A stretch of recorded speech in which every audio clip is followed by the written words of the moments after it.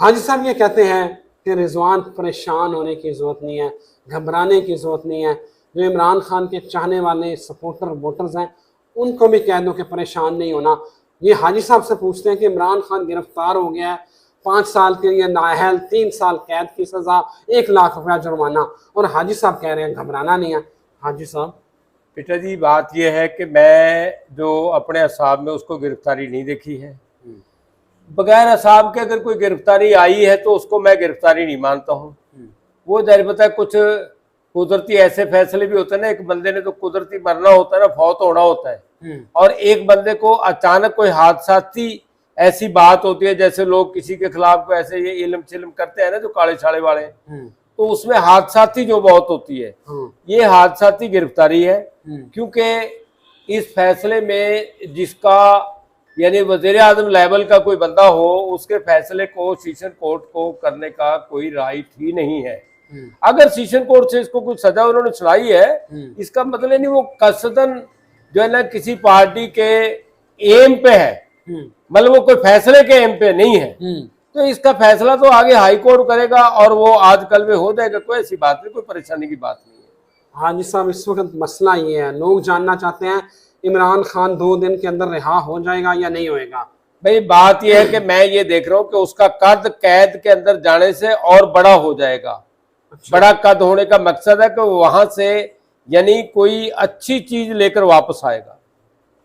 इसकी गिरफ्तारी ये आपको जेल में कितना अरसा लग रहा है, आपको नजर आता हुआ? नहीं बेटा, ज्यादा 2-3 दिन रहेगा, इससे ज्यादा नहीं रह सकता, क्योंकि उसका कोई ऐसा कोई ज्यादा कोई पावरफुल कोई ऐसा केस नहीं है जिसके ऊपर उसको वहां किया गया। अच्छा। हाँ। आपका मतलब यह है कि इमरान खान निकल आएगा? इंशाल्लाह बिल्कुल आ जाएगा, वो उसको कोई बात नहीं। भाई वो गिरफ्तार देखा ही नहीं है मैंने उसको, मैं उसको कैसे गिरफ्तार मान लूं? ये तो एक हादसाती गिरफ्तारी है जो किसी की जानबूझ के प्लानिंग के तहत है, ठीक है नहीं, वो कुदरती तौर पर कोई ऐसा फैसले की वो नहीं है उसको। तो इसका मतलब अगर आपने गिरफ्तारी ये नहीं देखी, हाँ, तो इमरान खान फिर जल्द ही रिहा हो जाएगा? जल्दी रिहा हो जाएगा, बिल्कुल।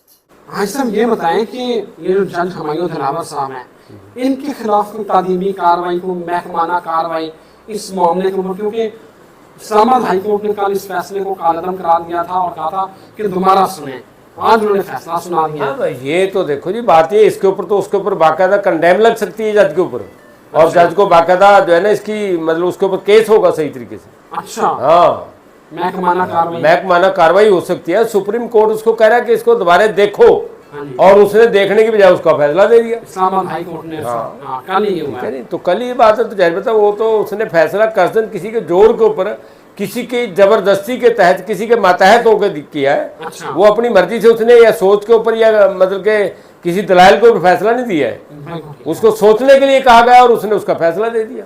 कल या परसों मैं कहीं बैठा तो वहां उन्होंने खबरें लगाई थी, वो खबरों में शहबाज शरीफ साहब कह रहे थे कि मेरा ज़मीर के मुताबिक मैंने जो है ना ये काम किया, मेरे ज़मीर से मैं मतलब मुतमिन हूँ। मैंने कहा यार शहबाज शरीफ साहब, अल्लाह तनु जिंदगी दे, जहाँ आपने मरना वो मैंने देखा हुआ है, जगह बताई है पहले लोगों को, कहीं किसी हजूम के अंदर आपकी हादसाती मौत होनी है, लेकिन ज़मीर जिन लोगों का जिंदा होता है वो बात ज़मीर की करते हैं, जिनका ज़मीर जिंदा ही ना वो ज़मीर की बात करने की उनको क्या जरूरत।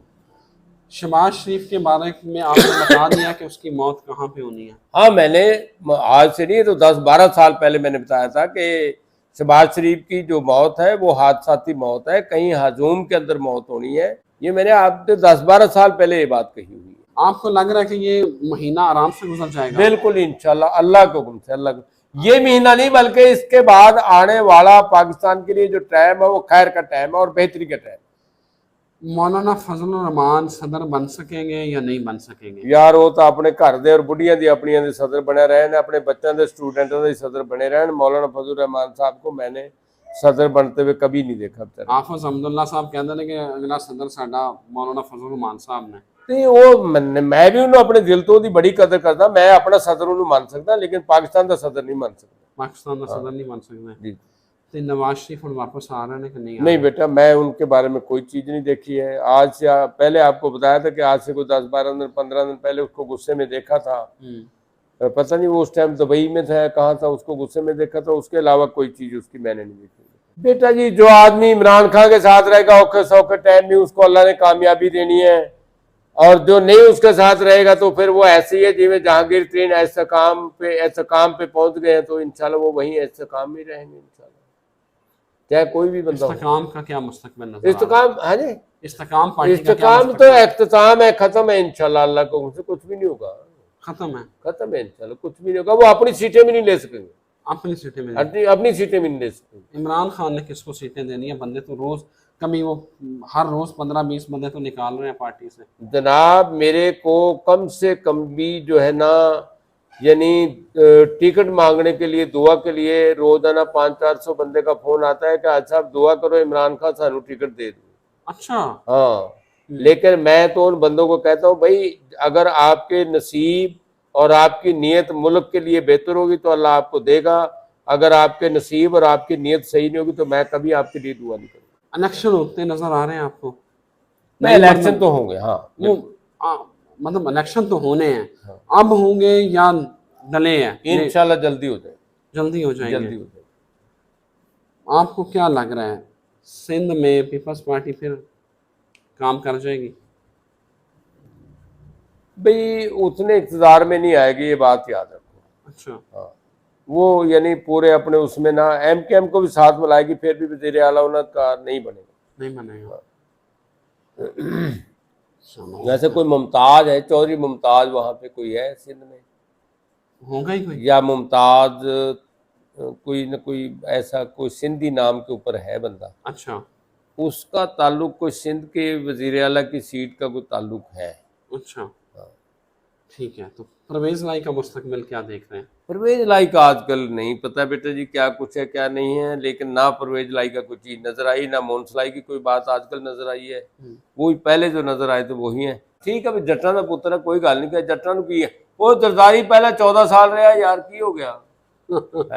जिम्मेदार बंदे की यही तो क्वालिटी है कि वो मुल्क के खिलाफ गलत बात नहीं करेगा, वो जेल च रहने तो नहीं डरता। बहुत शुक्रिया बाबा जी, आपने बाबा जी की बातें सुनी।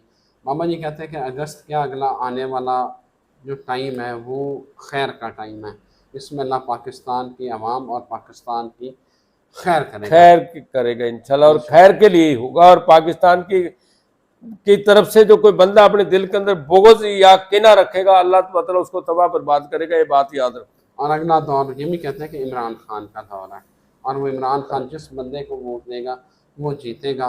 ना जरदारी ना नवाज शरीफ, अगली हुकूमत इमरान खान। बिल्कुल ये हकीकत है, इसमें कोई शक नहीं। जो चीज़ मेरे को नजर आई मैं उसके मुताबिक बताई। इमरान खान ने ना मैनू टिकट देना था, ना मैं टिकट लेना, ना मैं इलेक्शन लड़ना है, लेकिन गल कि इमरान खान के बंदे जीतणगे जीतणगे जीतणगे, ये गल मैं तुम।